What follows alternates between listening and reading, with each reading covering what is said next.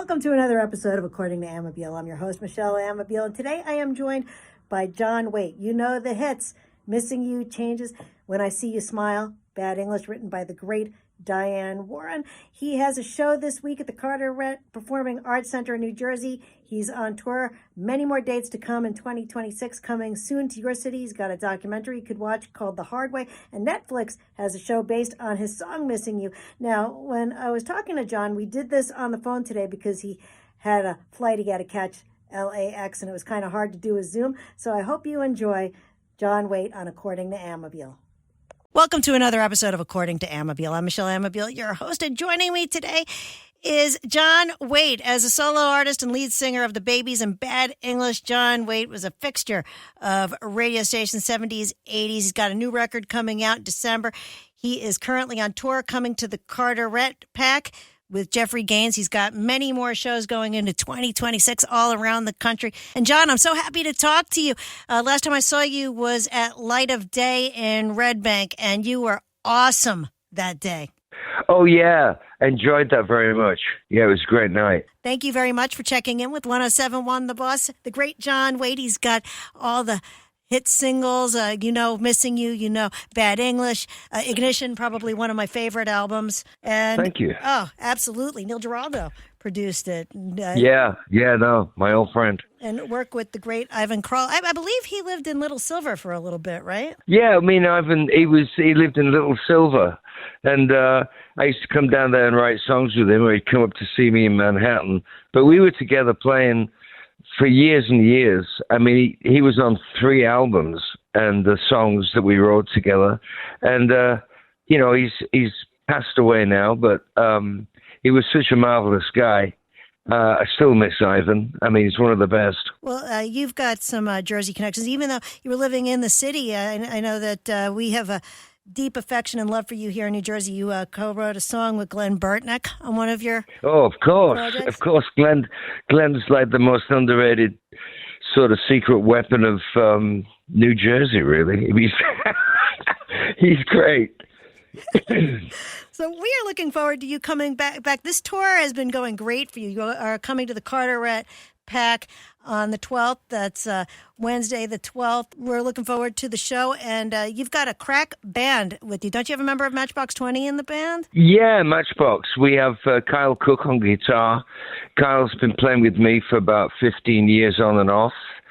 And he was off somewhere else last year, and we lost a guitar player. And he stepped in and never left. He's great to have him back. He's a super musical guy, all-around nice guy, too. But they're all great guys. We have Alan Childs on drums. He played with David Bowie for a long time.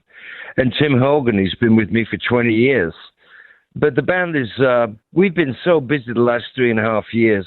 It's just been non-stop touring, and we had a lot of good luck with Netflix and stuff. And it's just been great. I feel like you picked up a lot of traction after the documentary, The Hard Way, which was anybody that wants to go into the music industry has to watch this documentary because you were so honest in this documentary talking about everything. I think, a lot of, your luck comes and it goes out. I mean, I've been doing this for 50 years. And if you didn't trip up occasionally or have a spell where you weren't selling records or whatever, it wouldn't be a life. But every couple of years, I'd just come back in, and people would love me and say, "Where have you been?" And I'd say, "Well, I've been over here." But it's been wonderful. Like I said, the last 3.5 years. I mean, speaking about New Jersey, Harlan Coben, the writer, who's from New Jersey, he wrote a book called "Missing You" a few years ago, and it references the song every so often. It's based on somebody disappearing and coming back. And Netflix picked it up and filmed it. It's 5 episodes of Missing You. Just things like that. It's just been, and, a couple of weeks ago, Back on My Feet Again, the Baby song got used for the Hanes commercial. So there's a guy in the gym working out, and suddenly they're playing Back on My Feet Again. And it's all about Hanes. So there's all this stuff happening. And I got a new album coming out before Christmas, I think. So there's so many things happening, and they're all positive, and we're just glad to be on the road this time of the year. Come to Jersey and the East Coast. we're going to be finishing the gigs on the 5th of December. But we have 5 gigs left, and we're going to be playing 4 of them this week in your area, and it's just wonderful. I'm about to get on an airplane. We're coming your way. Well, I hope you're having a good experience at the airport. Well, I haven't quite got there yet, but we'll see what happens. I mean, I've got a couple of books and an iPad. I don't know if I'm going to be sitting there for a few hours, but it'll be okay. There's just so much ground to cover with you. I remember a show you did at Great Adventure, which was such a fantastic show. It's like I think a lot of us kind of cut out of school early for that. Probably me too.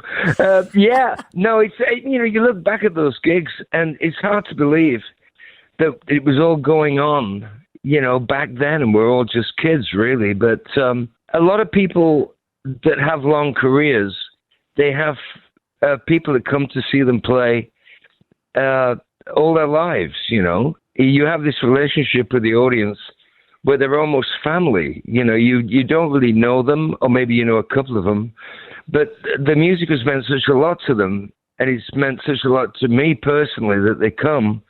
It's always like a really positive, energetic, passionate kind of evening. It's just a great thing. But I mean, I sound like a kid, really, but it's still as important and as cool as it can be to get up and sing with a band. Well, I feel like I grew up with your songs on the radio every time I think of you. Didn't you do that on American Bandstand with the Babies? Or maybe it was Isn't It Time? I'm trying to remember yeah. No, I know. Who was the guy that did that? Who was the guy? Wasn't that Dick Clark? That was Dick Clark. Were you on? Yeah, Dick Clark, yeah. I saw a clip of me and Dick talking and when I'd released Ignition. But I think Dick Clark was the first guy to have us on TV in America. Well, I feel like the Babies were one of the first bands that had a video. Yeah, they were. We actually got signed to a record deal because we made a video and not just sent in a tape, which was extraordinary in those days. But somebody else would have done it if we didn't. But we were the first band to actually get signed because we sent in a video. I feel like video always worked for you because when MTV first broke, the one video I saw the most, which I felt so cool knowing the song before it was in Vision Quest, was Change. Yeah, my God. And you were so adorable in that video. I just have to say this right now because such crush bait in that video. You just looked so cute in that video with the hat, and then at the end with the cute little mustache at the end and everything. They played it like all day. Yeah, no, that was Kurt Falkenberg III. He shot that like a small movie, and it was one of the first things to really have a plot and against the song. It was quite intricate and a lot of makeup, but he shot the Missing You video too.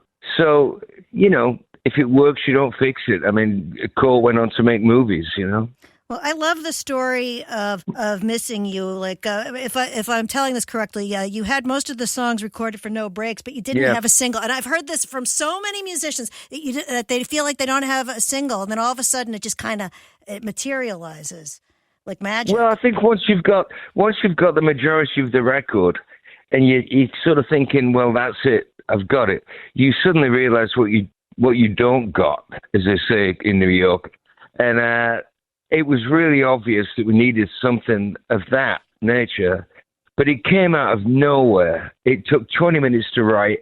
It just illuminated the rest of my life, really. But I knew it was good. I'm not being coy about it. When I finished writing it, I went like, wow, finally, there it is.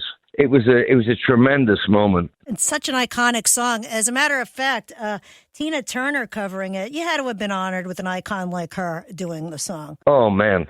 Yeah, I mean, when I was a kid, I used to watch the record going round on a little record player, River Deep Mountain High, and I'd be like staring down at the record, 12 years old, And then you fast forward, 15 years or whatever it was, and Tina's singing your song, using your phrasing, singing your words, and you can't honestly, you just have, actually somebody sent me the cassette of it when I was living on Madison Avenue, and I walked to the Children's Zoo in Central Park, and I sat on a bench in winter, and I listened to it with the headphones, and it was one of those moments where you just think, man, what a life.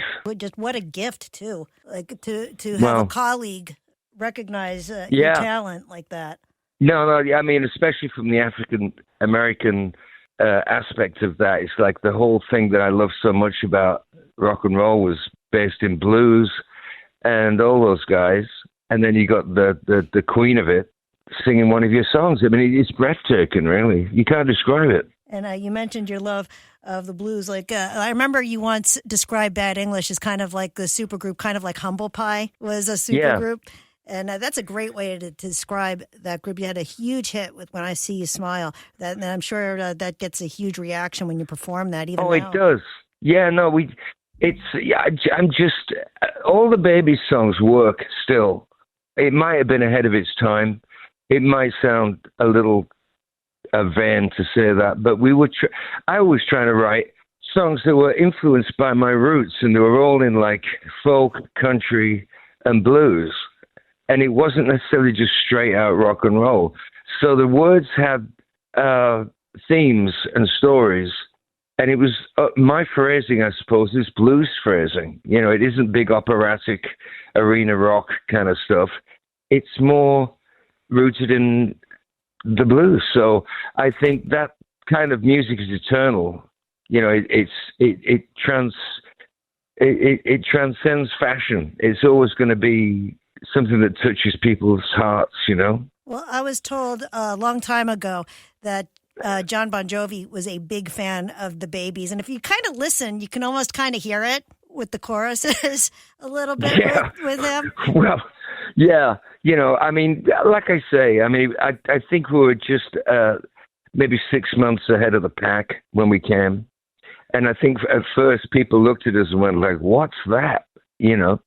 And but we were the real thing. But I mean, I think the image might have been so overwhelming to people. But we looked like that when we were on the street. It wasn't flash. It was just sort of Carnaby Street meets the King's Road, you know, but with no money. My girlfriend would take in my clothes and jeans that we'd find in junk stores and tailor them, and I'd sort of look the part. But we had no money. It was just great. It was so great to be young. If you're just tuning in, we are talking to John Waite. Yeah, but the songs, I mean, like they just kind of came out of the radio. It's like to my young ears, it was just wonderful with the melodies and the choruses and everything. It was like a breath of fresh air on the radio at the time. Well, you know, but I think, when we released Isn't It Time? What a great song. And Every Time I Think of You, they had African-American backup singers, you know, and that was unheard of to be in rock and roll. Humble Pie had done it, but nobody else had done it. There was still kind of a racial thing, even when we got to MTV. It was Rick James and Michael Jackson at last kind of thing. They weren't playing Gladys Knight or The Temptations or any kind of R&B. So the country has come a long way, but I think that made us really extraordinary that we had that penchant for using African-American backup singers. Which is amazing. I want to switch topic just for a second, just going back to John Bon Jovi. He always tells the story about how when he's driving around with Bruce Springsteen in the car, he's always hoping that a cop would pull them over just to see them in the car. Well, this actually happened with you this summer with a John Waite super fan. Yeah. And I need to hear the story about the selfie with the cop and the ticket. And I think this is the best story I've ever heard. We're going into Dodge City, and we'd been driving all day, and we're headed to Dodge City, and we're all going, this is Dodge City. This is going to be really great, you know. And suddenly there's, you know, the lights are going off. We get pulled over, and the cop comes up, and he's like, okay, boys. You know, and you think, oh, shit, you know, it's hit the fan now. We're going to get searched and jailed. And because you do come up against some kind of weird stuff in the Midwest. And he says, who are you? And I go, John Waite. This is John Waite. And the next thing I know, I'm taking photographs with him, and we're like, you know, almost wrestling. You know, it's like everybody's cracking up and laughing. But he was a great guy. He was really good. And that night, I look out in the audience, and he's raging, jumping up and down about four rows back. So, you know, you meet some fantastic people. You really do. And A lot of it's very funny. Well, you mentioned that you've got a new record coming out. You want to give us a little taste, like what's to come? Well, it's very, very different. This is very stripped down. There's some acoustic stuff on it. There's some stuff that's the lyrics are a lot further on than what you might expect. I think after a full life, I don't want to write songs that are glib. These are songs that are about where I'm at, and it's an extremely personal record. I hope you like it when it comes. I mean, I've got enough singles here to play to thousands of people for the rest of my life. So I'm taking this time at this point in my life to write something that's more like a truthful diary. But when people see the show with you, first of all, the song from About Last Night, If Anybody Had a Heart, do you ever think, like, when you had that song in that movie, that Demi Moore would be nominated for an Oscar one day? No. I mean, I was working with, I was back in New York City in the studio, and we got the phone call, and Don Henley was going to be involved, and he was going to sing on it with me, and I thought Don's work was great, the heart of the matter. I jumped on a plane. It was like, again, one of those moments where you can't sort of fathom why you're in that place at that particular time, but it works. But I've found that people that I admire listen to what I was doing. I mean, it was like the people I've listened to in my life, when I've met them, they've really been tremendously complimentary, and it's like I'm just sitting there going, like, are you kidding? But they do, I mean, Warren Zevon, before he passed, invited me to come and sing on his last record, and we sat in a corner, and he told me how much he thought he loved what I did, and he listened to me for years, and the Eagles and all that, and I'm just listening to it going like, well, that's new.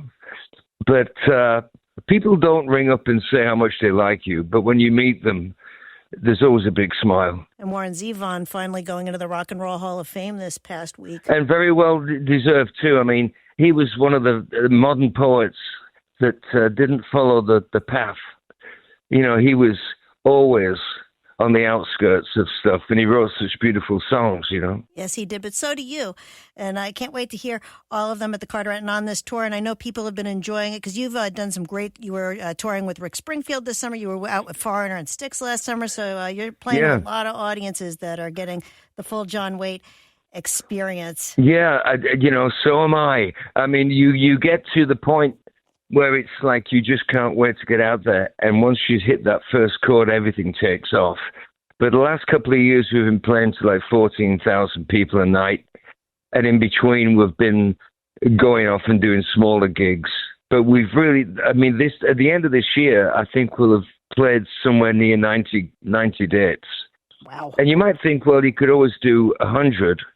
But when you think about it, 90 times going out in front of a lot of people, that's the real world. You bring it. As Ann Wilson said, you bring it. People have paid to come. They've been fans all their lives or whatever it is. I hate calling them fans, but they've been enjoying your music or whatever. But you bring it. There's no excuse. That's what you're there for, and you bring it with all your heart. You really deliver. And I'm sure Ann Wilson would be proud of you doing Zeppelin. Whole Lot of Love. I didn't expect that when you did that at Light of Day. That was awesome. Yeah, but we were on a TV show once, and this girl was great. She was really funny. She was interviewing me, and she said, "After commercial break, what are you going to do?" And I said, "We're going to come back and play some Led Zeppelin." And we started laughing.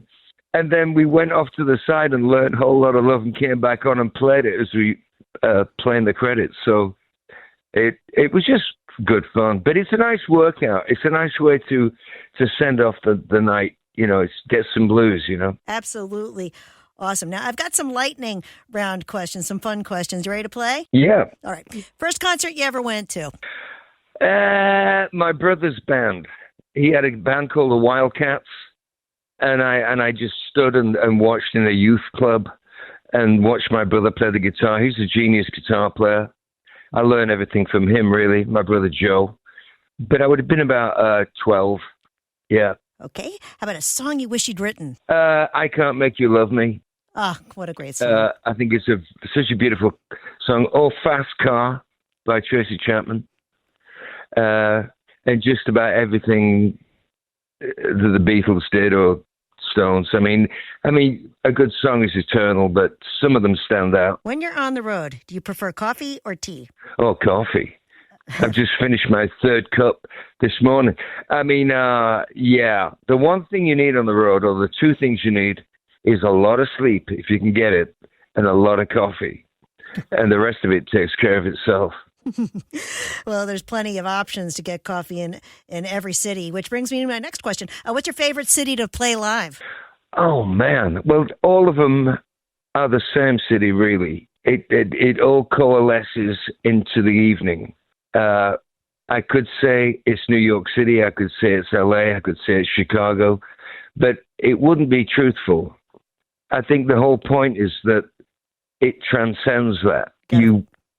You just go. They're all as important as I've done gigs in front of maybe 500 people that I thought were the best gigs I've played, and I've played gigs in front of 15,000 people that I thought were marvelous.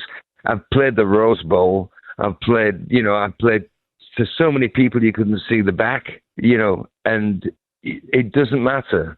Every gig is the same gig. That's a really great answer. Now, I consider you to be pretty musically astute, so I'm real super curious. So what's the most unexpected artist on your playlist right now? Oh, God.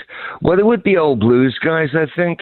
I've just been listening to Robert Johnson this morning. But I like Fairport Convention. They're a folk band from England, and I listen to them quite a lot. That's Richard Thompson. But, I mean, honestly, my tastes are so eclectic. I can get lost in a Jimi Hendrix song. Every time I hear the opening chords of Hey Joe, I'm 13 again. I mean, it's insane. Music will do that to you. But there's many different ways to listen to it. And I think I know your answer before I ask this one. But I just need to know, vinyl, CD, or streaming? Oh, well, the thing with vinyl, as good as it sounds, is that after 5 songs, you've got to get off the couch and turn the record over. Ah. So, yeah. So there's a built-in reason why I wouldn't go to vinyl. I stream occasionally, I have to admit it. But these days, I just, I listen to the radio in the car, and whatever's on, whether it's Frank Sinatra or adult R&B or whatever, I'm kind of into it, I just listen to it. I love to hear when people say they still listen to radio in the car. Viva la radio. Yeah. Hey, what's one song that you never get tired of performing? Like, I know you've got all your hits, but what's one song that you perform all the time and you're just never tired of it? Well, I've got a song called Bluebird Cafe, and it's just me and Kyle, an acoustic song, and we stop the show in the middle and do that. It's a song about a waitress that I wrote in Nashville, and it's a story song. That one is so vulnerable. If you have to give it, you have to grip the moment and go into it. If you're in front of 10,000 people singing an acoustic song in the middle of a rock set, you better be good. And it raises the bar. But I understand, every night is different. I sing it differently every night. But I love that song. I love how you've embraced country, too, and you went in different styles on your Wooden Heart EP, too. Yeah. Which is pretty I good. love the acoustic, I think my style maybe has come from the acoustic. It's not like somebody gave me an electric guitar and I plugged it in and started screaming down the mic. My first experience of a guitar was an acoustic. So there's more stories are going to come out through the acoustic than the electric, I love that, Very good. One last question. British pub or American diner? Wow. That's a tough one, right? Christmas, at Christmas, there is absolutely nothing like a British pub. The lights are on, the smell of it, the people, the smiles. the holly, and maybe it's raining or snowing outside. It's just, you can't beat it. But every morning when we set off down the road, we hit a diner, and it's usually the old school diners. It's great. I mean, I would say there's such great places to be. But I would say at Christmas, it would definitely be a pub. Yeah. Well, there's an idea. Around Christmas time is when you usually see you two busking. Maybe you could busk out in front of a pub or something. Yeah, and wouldn't it be great, though? Wouldn't it be great? You just break out the guitar. We're thinking of doing something to improve the food bank situation because of what's happening. Right. And there's if I can hook up with somebody, we could just show up at a church or something and bring a can of food or some socks and help out. I mean, it's nothing to do it. Play 3 songs, meet people, and you just bring some food. It would be a wonderful thing to do. Glenn Burtnick does that. He's diligently supporting local causes, and he's out there somewhere. Probably doing it right now. Well, we love Glenn. We're actually doing a radiothon with the JBJ Soul Kitchens on December 5th, raising money for the Soul Kitchens right here in New Jersey for the holiday season. Oh, that's great. That's really, everybody's got a couple of cans of food, or they can go to a supermarket and pick up a case of beans, or toothbrushes and toothpaste and things that women might need. It's such a wonderful thing to do. And, it doesn't cost a lot, but it's going to mean a great deal to somebody. And I completely agree with you. We're looking forward to our radiothon. We do it every year to help out in the community and everything. It's a wonderful thing with the holidays. Yeah. So hunger's all year. Well, that's America. That's America right there. Absolutely. Well, John Waite, so happy to talk to you. Looking forward to the show at the Carteret. And, of course, there's other shows in the area in the tour. You've got some dates in 2026, too, I take it? Yeah, man. Well, I won't even look at them yet, but we seem to be filling up the year really fast. And I'm just trying to get this new album finished. I've never spent such a lot of time on anything. So I got up at 4 this morning to write lyrics, Really? I mean, it's really... Yeah, it's with me all the time now. And it's coming out in a month, and you're still writing lyrics? I'm so impressed. Yeah, it's we're going to come out, I think, just let it be on iTunes and let it be on a streaming platform, but it's going to be hard copy with extra tracks you can get in your shops somewhere around Christmas. And we're looking forward to that. John, thank you so much for checking in. John Waite, Carteret Performing Arts Center, and on tour everywhere. New record coming out in December. This is such a treat. I love talking to you every time. No, it was great. I really, Michelle, I just woke up and I'm like, I packed and then I woke up again and I thought, oh no, it's 10 o'clock, So, but I really enjoyed talking to you. It's been good. It really woke me up. Well, I'm glad to be your coffee. Yeah, I had that too. Yeah. Well, hopefully I'll see you when you're in Jersey. And like I said, always a treat to see you. I mean, the audience is in for a wonderful show. I mean, you really killed it at Light of Day when you performed at the Basie. Yeah, it was great. I really enjoyed that night. And we enjoyed having you. John Waite, thank you so much. God bless you, and I'll see you down the road.